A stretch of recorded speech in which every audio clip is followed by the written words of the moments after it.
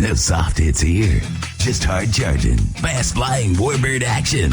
Strap in. This is Warbird Radio Live.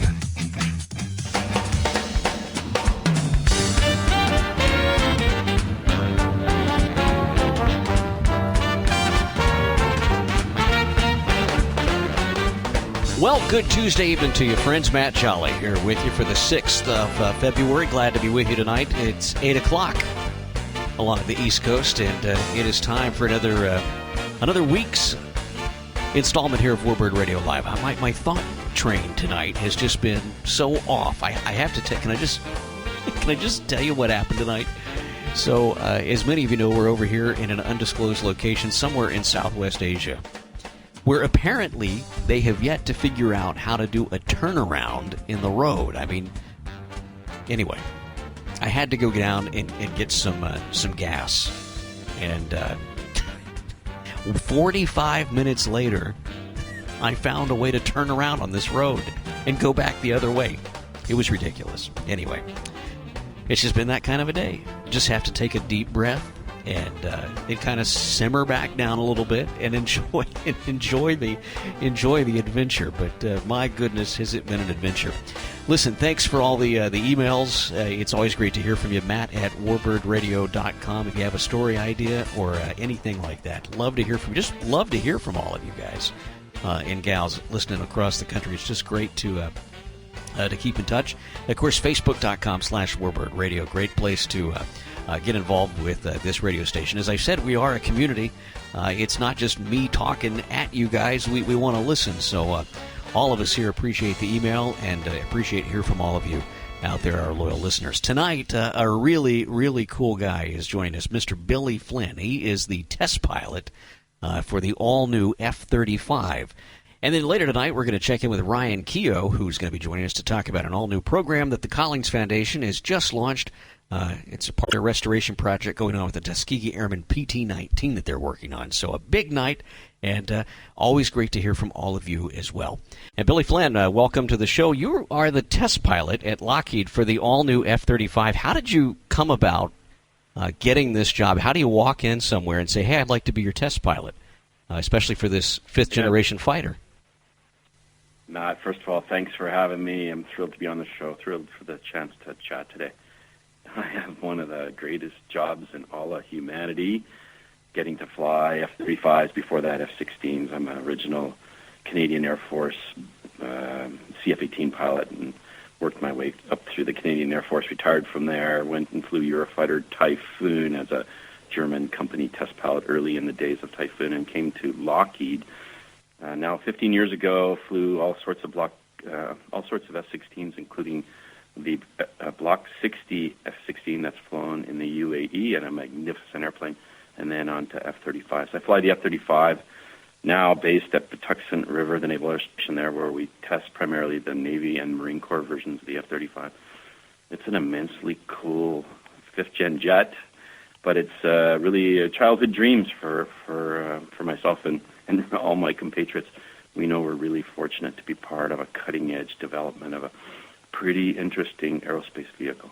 Absolutely. Now, you bring up Pax River. Of course, we had Toonsaw not too long ago flying the F-18. And we don't think about these bases today having multiple aircraft being tested at the same time. But Pax River is one of those unique places where you get all of the mainline fighters, really, that we see in the Navy, at least, being flown there, which is pretty cool. We don't often think of that happening right outside of the nation's capital either. So thanks for sharing that with us.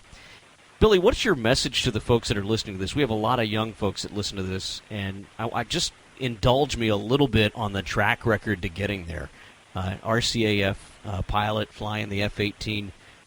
Give us the background to that, though. What got you there? Because I think there's a disconnect. A lot of these younger folks, they really look up to you guys and gals, and then there's sort of this disconnect from high school to getting those wings, if you will. Can you fill those gaps in just a little bit about what they need to be focused on right now? Sure, Matt. In my case, it was sort of easy. My father was a fighter pilot in the RCAF. He flew F-86 Sabres and CF-100 Clunks, which was a Canadian unique fighter, and then the Voodoo as I was growing up. And so I grew up around fighter jets, had that distinction of playing in fighter cockpits on Sunday after church with my dad and hangars. And so I at least had a sense of what that was like. I went to a military college, got an engineering degree, and then became a fighter pilot, and eventually read a book called The Right Stuff, which drove me down the path to want to become a test pilot. And the rest was a lifelong passion. I look at kids these days, kids young and old. I have a 24-year-old and a 14-year-old, and wonder what excites people and how they would ever get a chance to go to engineering school, work as engineers, work around airplanes, be a part of the amazing military services that we have, get the chance to fly and understand, like your audience does, what flying really means to people. And the first part of that is it's really up to us to show the world, show the schools, be present at air shows to excite people in what flying is all about. It's still the great passion of being up in the air, and whether it's soaring, whether it's the aggressiveness of flying a fighter jet, the visceral feeling of being in a cockpit pulling G, going extraordinarily fast. That we live in a life that's more exciting than any video game, better than Halo 5 and Grand Theft Auto and whatever else our kids play. Flying a 5th-gen F-35, as an example, is a far better experience at video gaming than you're ever going to get in front of a PS4. If we could bring boys and girls out to air shows and show them what's that like, and explain to them that staying in school and doing better at math will give them the opportunities to join the Air Force, Navy, and Marine Corps, to get a chance to fly helicopters or cool transport airplanes or search and rescue or fighter jets, we would do their parents and our nations a better service. Flying's all about the excitement and the passion of being in the air. Yeah. I think there's a lot of people that listen to this that would, really identify with that and appreciate it. I want to get into a little bit about what you said right there. You mentioned the air show. But before we do that, I want to dive into the differences in your job. You said the right stuff, and that just sort of triggered all of these thoughts. How is your job different today, and how is it still similar to, say, Bob Hoover back in the day, or Chuck Yeager, or any of these other test pilots that were sort of around during the time of the right stuff? How is that job? How has it changed, and what's still the same about it? Back in the day of Chuck Yeager, they were killing guys so frequently they could hardly keep up with all the memorials, and they couldn't staff the Air Forces, or the companies couldn't staff their test pilot cadres because they were morting them so frequently. The fatality rate was astonishing, and so you lead me down a fun path. And so a group of them got together and created this secret society the bosses didn't approve of, that morphed into what became the Society of Experimental Test Pilots. I'm a member, I'm a fellow, I'm a past president, I'm still actively involved in it. And more than 50 years ago, test pilots got together, they shed the company uniforms and their military uniforms, and they shared secrets of how to fly safely one to the next. They became lifelong friends, and their job was to keep each other alive. It was so enormously dangerous back in those days. We still do the same thing between Boeing and Lockheed and Airbus and Eurofighter, Saab and Dassault. We all meet often so that we share lessons, so that the same mistakes that I make aren't made by my Boeing friends. In the day, we didn't know a lot about the airplanes, the airframes themselves. We didn't have good simulation. There were certainly no computers around there to help the engineers and the pilots understand what they were about to face. And so it was trial and error, and there was a lot of error as part of that equation. We've got smarter over time. The airplanes have become enormously expensive. You mortgage the future of an aerospace company when you field one of these fabulous jets or transport airplanes or helicopters. And we can't afford to have the accident rate, the fatality rate that was once the case. And so we rely enormously on our simulation capabilities, on all the preparation we can possibly do, on learning the lessons from the Yeager days through 50 years since then, and not making the mistakes of the pilots of old. And we do our very, very best to reduce all the possible risks and when we go fly, because it's still enormously dangerous and risky for us to go up there and expand the envelope of an F-22, of an F-18 Super Hornet, of an F-35. And so we do everything we can to make sure that we understand at least the demons that we're about to face out there when we go fly. You know, you were talking about the new automatic ground collision avoidance system before we started the interview. And just reading that back in my notes here, I have all of these thoughts racing through my mind about how fun that must be to be a test pilot getting to test this, because what every pilot wants to do is fly low and fast to the ground safely.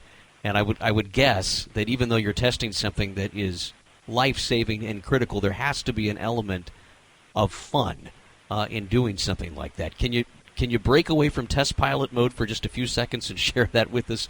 Or is it all an illusion? Are you doing this at altitude and just trying this out? How does that work, Billy? So I'll get you to the end point. There's a video of me flying against a rock northeast of Edwards, essentially intentionally trying to hit the rock, knowing that the technology was going to help me miss. And the video shows me missing the rock by not very many feet, like I think it's 19 feet, as the technology protected the jet in me. So automatic ground collision avoidance that I worked from 2009 to 2011. I was part of an amazing team of the Lockheed Skunk Works engineers, NASA Dryden in the day, now called NASA Armstrong, their flight facility at Edwards Air Force Base, and the United States Air Force and the Air Force Research Labs. We all got together to finally mature a technology that people have been working on for almost 25 years. And the point was to take control from a pilot, from a human, when the aircraft was going to hit the ground and fly it away safely. And so there are a couple little simple components that you and I can understand. We have GPS in our iPhones in this day and age. We all have Google Earth on either our computer at home or on our iPhones.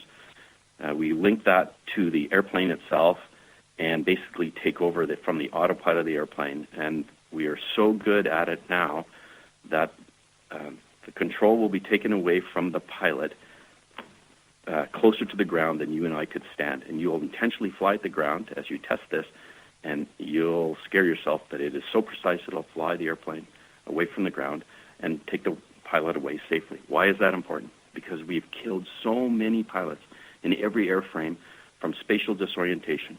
That's at night or in cloud or from G-induced loss of consciousness or from flying too close to the ground. And we've killed far too many guys from controlled flight into terrain. The enormous cost of the men and women that are our sons and daughters can't be calculated, and the cost of airplanes is astronomical. So we finally matured the technology for this. We put it into the United States Air Force F-16 fleet. And in the 2+ years that it's been in there, we have saved 7 lives and 6 jets. And it has become so powerful to understand that we are saving the lives of our young fighter pilots that we've now recently, this past week, announced that it will be streamlined and aggressively put into the F-35, and we'll have it fielded within a year. And we anticipate we'll save 26 F-35s over our lifetime. That's an astronomical sum. It takes 3 years to build an airplane. It takes 26 years to build a fighter pilot. And I think that's just enormous validation that we've come up with technology. We collectively, nobody has ownership of this. We, the military, and the contractors are all proud that we are smart enough now and have made the commitment that we're putting this technology into fighter jets. And where it goes from here is fascinating, because you're going to find it in commercial airplanes soon enough. You're going to find it in corporate business jets soon enough. And at some point, it's going to end up in light civil airplanes. The technology of your GPS and your iPhone, the fidelity of Google Earth, and the simplicity of linking it into the flight control system of an airplane all comes together right about this time in our technologies. And as we're seeing the momentum of people realizing that we are saving lives, we're getting so many more people behind this technology. It's fascinating, brilliant work by engineers to make this so important to us because we're saving the lives of our sons and daughters.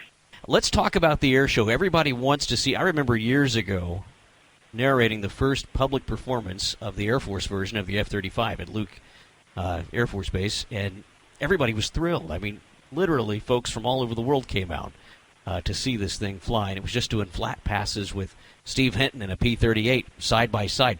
What are we in store for? I know this is still in the works, but what are we in store for, air show wise, with the F-35? In June of 2017, I flew the first public demonstration of the F-35 at the Paris Air Show. The first time that it was unleashed in public, no rules, and we demonstrated the jet in a 6-minute routine in front of the worldwide aviation technical audience and the public there in Paris. And the purpose of our flight demonstration, remember that myself as a Lockheed pilot, I don't do an air show like a military pilot would. I do a product demonstration just like the Boeing guys do with the Super Hornet and the Eurofighter guys do with Typhoon. So we did a product demonstration, a flight demonstration of the F-35 at the Paris Air Show in 2017. 6-minute routine to address, to tackle all the years of myths and misinformation and disinformation about our airplane. And in 6 minutes, we crushed all the years of bad press about how this aircraft performed, because it has power like an F-16, the raw brute power of a Viper. It is, I was a F-18 demo pilot 30 years ago, so I'm pretty good at understanding what the F-18 can do in its air show routine. It does slow-speed maneuvering better than what I flew in an F-18. And it does high angle of attack maneuvering like only the Raptor can do in the Western world, and we do it without thrust vectoring like the Raptor has. So Raptor-type high AOA maneuvering, slow-speed maneuverability like an F-18, and raw brute power like an F-16. And we put a 6-minute demonstration together, went to Paris, and for us to brag just for a second, we crushed it. And we had 10 years that we were tackling bad press, and we needed to clear that off the table, and I thought our team did a fabulous job of that. As we look into 2018, just to let the secret out, I'm out working on my routine for the 2018 season. Not sure where we're going to get a chance to unleash it just yet. The flight demonstration needs to be seen here in North America. It's a wow air show, and it will convince young and old, we the taxpayers, why it's worth investing for our Air Forces, Navy, and Marine Corps, why it's worth investing in this airplane, because it's the backbone of our military services for the next 40 years. We're going to build 3,000-plus airplanes over the next 4 decades, and young and old, we need to see what this aircraft is all about. And you know this because you go to air shows. We need to see things in public. It doesn't do any good to tell anyone that you have a stealthy airplane and that it's super secret. That doesn't resonate with folks until they can actually see and touch and hear it. And I'll tell you, when you listen to this airplane, when you see its show, you start to make converts. My favorite feedback from Paris was from the air boss of the whole air show. He watched my show and he came up to me the next day and he says, your airplane sounds méchant. Your show is méchant. So I grew up in Canada. I speak French. Méchant means nasty. Yeah. It means wicked. That's awesome. Says, your airplane sounds nasty. Your show is wicked. And I thought that was such an enormous compliment from our Frenchman talking about our great American jet. So air shows to come. The Heritage team that you're referring to does do such a fabulous job going around North America. The Air Force guys that the pilot has flown it to this date, and the team as they are representatives of the Air Force are really great ambassadors of the Air Force, but also of the F-35, because they're able to talk about the training of the F-35, how to employ it as users. Their focus is a little different than mine, and I think they do a great job of telling the story of how the F-35 is evolving as a fifth-gen jet. Their team is so enthusiastic. I love seeing them on the road. But it is true that you really want to see the full flight demo. You want to see this thing pull 50 degrees AOA and spiral down doing a pedal turn like an F-22 does. That's compelling. You would never want to mess with a jet that can do that in a dogfight. Yeah, somebody asked the question one time. They said, "Well, what's the difference in the F-22 and the Sukhoi when it's doing this, the high alpha maneuvering and whatnot?" And I'll never forget, the pilot looked at him and he said, "Well, the difference is that the Sukhoi can do a similar type of maneuver, but I can shoot you down anywhere in that maneuver, and he can't." And he just sort of smiled and turned away. And I can only imagine the capabilities of the F-35. I mean, we're talking about a full-up new aircraft, and it's going to be really exciting, Billy, to see this thing out and about. And I think the American public in general is going to really find this fascinating. That it always draws a crowd when it's at an event, but more importantly, it helps tell the story of what our brave airmen are doing day in and day out, right over here where we're at right now, flying these missions that are hopefully eradicating the world of terror that we have known for too long now in this part of the world. So, Billy, thanks for coming on tonight and sharing with us about the F-35. Anything you want to add here in the last few moments as we wrap this up? Well, I do want to talk about, just as you mentioned, the F-35 is permanently deployed in Japan right now with the United States Marine Corps. It is operational with the United States Air Force, and they are deployed over in the Far East already. We have our men and women flying this jet ready to go to combat right now. More than 500 guys and gals have flown the F-35. There's more than 250 of them out deployed with the various nations. This is an airplane that is very much here and now, and it is ready to go to war on our behalf. God help us. Well, I hope that never happens, but our folks, our men are ready to go to take it to war even today. It's a compelling, gross advantage for us in the Western world to have that against our adversaries. I hope they are seriously intimidated by the skill and cunning of our pilots flying an airplane that's that lethal, that powerful. Thanks for having me on today. It's really, really fun to talk about airplanes and air shows with someone like you who loves it as much as we do. Well, Billy, thank you, and I'm looking forward to seeing you out and about, hopefully this year at one of the shows that I'm at for sure. Billie Flynn, the test pilot for the F-35, thanks for coming on the show tonight. Thanks again, Matt. This is Warbird Radio.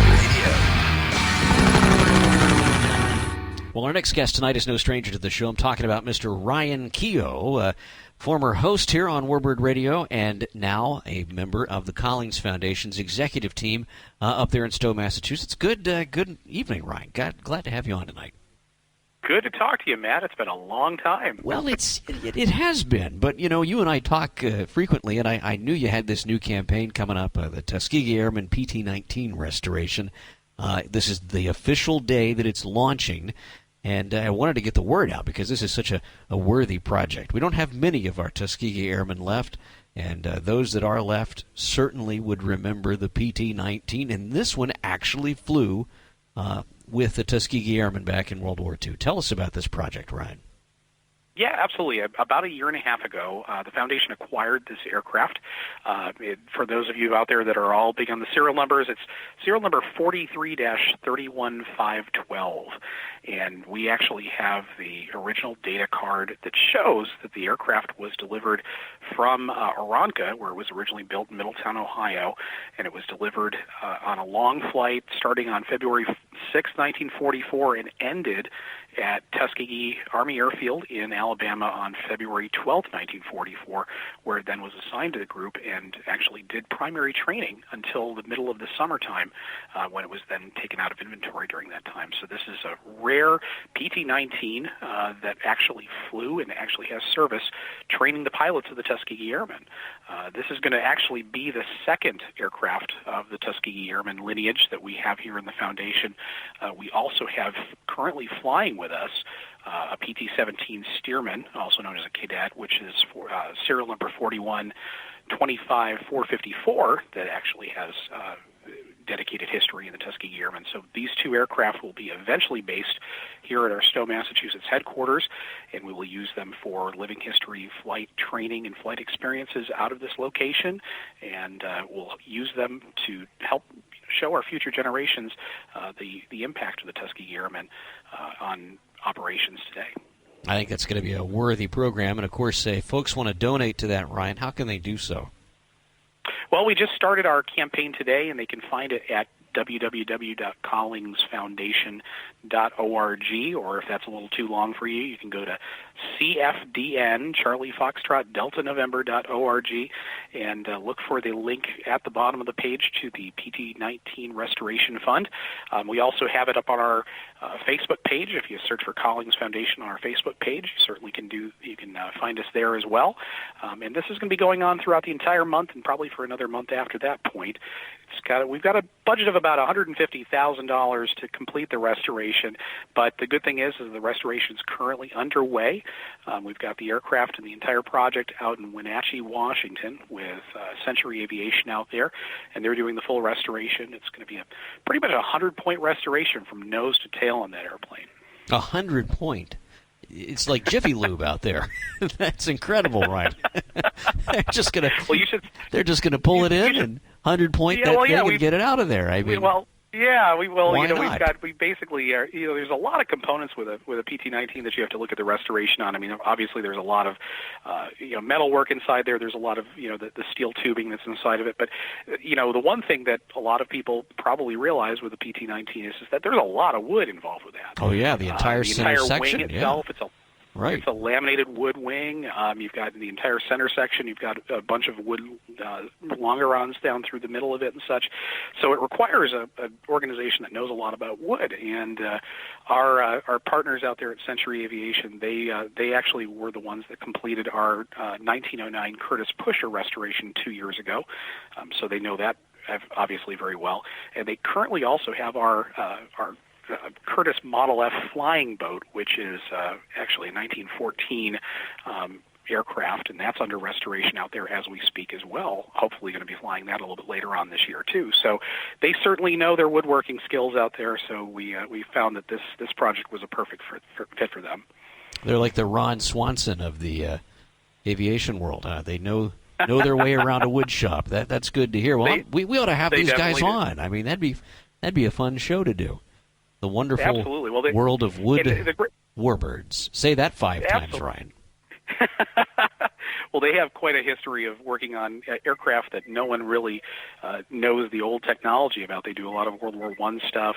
They've done some pretty spectacular restorations for the Air Force Museum as well. So, again, one of those organizations that a lot of people don't know a lot about. But when you start looking at some of the projects they've done in the past, it really makes a big difference for us. Talk to me about Life in Stowe, Ryan. You've been around this radio show a long time. People know you, they love you, and they're excited that you are back at the foundation now at Stowe. Though you're not out on the road anymore, but talk to us about Life in Stowe. How's it going up there for you? Well, it's an exciting time with the foundation up here right now. Personally, I love being back up here. The team up here is absolutely fantastic to work with. I've been active with the foundation since 2001, so it's just a great opportunity. I'm just proud as heck to be back up here and working with the organization and helping make things happen up here. We've got just a wonderful team of volunteers and staff members up here that, and of course, we've grown so much in the last couple of years. For those of our listeners that are out there that have been up to the foundation headquarters for some of the events that we've had before, we've got a brand new building that's actually under construction right now, over 75,000 square feet of a new building that's going to be part of the American Heritage Museum. And this is the collection that was gifted to the foundation about 7 years ago, the Jock and Littlefield Collection, also known as the Military Vehicle Technical Foundation. We have over 85 vintage military vehicles and tanks that will be occupying this really revolutionary display space that we've got in there, all the way from the Revolutionary War all the way up through the only, civilian displayed M1A1 Abrams tank that will be on public display in the United States outside of a military base. So, and everything in between. You talk about, an extensive collection of World War II armor and vehicles, including some of the most poignant armor that you'd ever find in the in history, including a Panther tank for the German side. We have an original Higgins boat, which has documented history as one of the landing craft on the Omaha Beach. So we have an incredible collection that will be going in there. It's currently under construction. We are hoping to have a soft opening in fall of 2018. So this year, we're hoping to have it before our large Battle for the Airfield event. But we have that, obviously, is a big deal. And then we've got several aircraft that are under restoration. We're hoping to have our Hellcat flying this year as well, and so we'll have that on display later on this year. Our P-38 Lightning is currently flying in Chino, California, and will be working its way over for its inaugural air show here in the East Coast, where it will be the only P-38 on display on the East Coast for this July at the Great New England Air Show. So we're excited. We're excited to see how much stuff is really going to go on, and people that are new to the foundation or have been longtime supporters, they're going to come out here and they're going to see a lot of new stuff. So we can't wait to see what everybody thinks when we get some of these new aircraft on display. I love it. Well, that's just fun, right? It just level with me here for a few minutes because you're close to Rob Collins and everybody there, but Mr. Collins, we all know about his car collection. And I think everybody envisions you, it's like the time is ticking away, and all of a sudden it's five till noon, and you and Hunter, you get like the beat, in the back of your mind or something, and Collins appears in your doorway, and he tosses the keys to you, and he says, "Come on, let's go, guys, we're going for milkshakes." Is it like that? Do the Beach Boys just magically play? Is that how it goes? I mean, I wish. Come on, like it that, has to be that way. We got a bunch of snow on the ground right now, so there's not a lot of room to be. So able to take the cars. what you're saying is he takes the tank. I mean, that's just the way it is. Yeah, that's true. Yeah. Yeah. You could take the Sherman out and stuff. That's right. He's like, screw this, we're going to lunch, and it's just instead of the Beach Boys, it's probably like a little something more like this, maybe, right? He just kicks the door down, and then you guys put your bandanas on, and you take the tank down to the Tasty Freeze. I don't know. Gosh, to be you, Ryan. Unfortunately, I think that some of the folks in the area would be a little bit surprised if they saw that rolling down the road. You think? These are the same people that said museums are not educational just a few years ago to try and block this project, which is just ludicrous. But I'm so glad that all that's gotten taken care of, and you guys are back underway. So again, it's the Tuskegee Airmen PT-19 restoration project. They need your money. Now look, they don't need $7 million to restore a PT-19. They don't even need $1 million. They need $150,000 to do this. It's a relatively small amount if you think about it. $150,000 to restore an airplane like this, and then we actually have a new a thing for anybody who donates over $1,000. They can be one of the first to get flight training on this aircraft out of stow when we bring it back over here with our executive director Rob Collins. So if anybody is interested in being a larger sponsor to the project, they can do so and get one of the first slots to fly in the front of the aircraft with Rob in the back yelling at you, basically. Yeah, well, that'd be fun, though. I mean, PT-19 is such a great aircraft. I've heard it's a lot like the Chipmunk, only much heavier. Yeah, it is. That's what I've heard as well. It's got a nice wide landing gear and such, and the airfoil is really quite gentle and such. I mean, it's funny because as I was reading more and more about it, a lot of the initial instruction before they soloed were in the PT-19, and then they'd upgrade them to the Stearman because the Stearman was a little bit more squirrely. So if you're getting into the PT-19 before you get into the Stearman, it's definitely a lot more gentle, to say the least. Yeah. Well, Ryan, I can't thank you enough for coming on tonight and for sharing with us about the new project. It's, again, the Tuskegee Airmen PT-19 Restoration Project going on now at the Collins Foundation this month. They need your money. They need your help, but they need your money right now. And support. Yeah, so... And you can always come out on the road and fly with the bombers, too. That goes toward the fund as well. We're on our 3,259th tour stop this year on the Wings of Freedom tour, so we always encourage anybody to come on out and fly with us on the bombers at our 110-city tour that we do around the United States. I'm going to come out and fly this year, Ryan. It's been a while. If you come over to our neck of the woods, I'll hop right on, okay? We will. You just have to come pick me up. Just come pick me up, please. I'm serious, Ryan, please. We'll send a team. All right, Ryan Keogh with the Collins Foundation. Thanks for coming on tonight, Ryan. Great to hear your voice, sir. Listen, Thanks, Matt. Take care. my thanks to Billie Flynn, the test pilot for the F-35. That is so cool to say. I'm so glad Billy got to come on. And my thanks to Ryan Keogh. My thanks to you for listening tonight. If you enjoyed this show, tell your friends. If you didn't, tell your enemies. So long for now, everybody, and be sure and thank a veteran. We don't deserve our military. I'm telling you, we just don't. You wouldn't believe the work these brave men and women do day in and day out, so thank them when you see them. So long for now. We'll talk to you next week.